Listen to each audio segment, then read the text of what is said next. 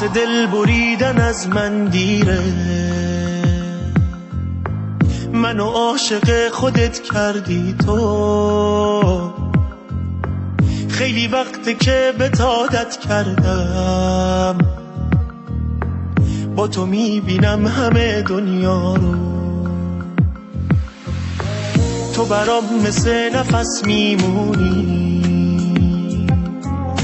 زندگی من به تو وابسته است، جای هیچکی جز تو قلبم نیست.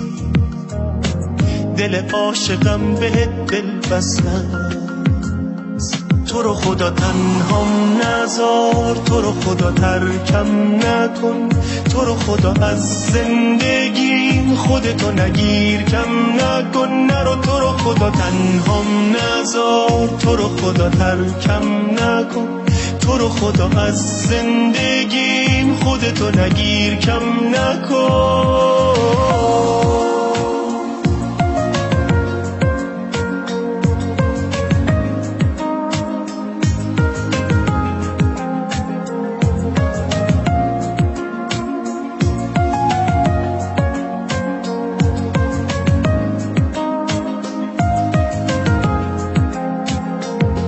مگه خبر نداری از دلم که منو اینجوری میذاری و میری؟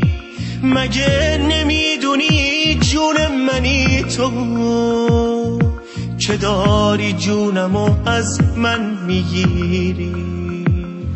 من از دل تنگی میمیرم عزیزم، عزیز من بمون کنارم. عذاب رفتنت برام عذابم نده، طاقت دوری تو ندارم. ببین تا حرف رفتن تو اومد، توی یه لحظه انگار پیر شدم من.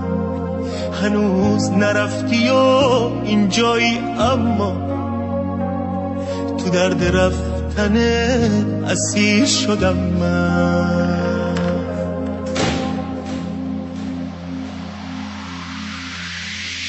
تو رو خدا تنهام نذار، تو رو خدا ترکم نکن، تو رو خدا از زندگیم خودتو نگیر کم نکن. نرو تو رو خدا تنهام نذار، تو رو خدا ترکم نکن، تو رو خدا از زندگیم خودتو نگیر کم نکن.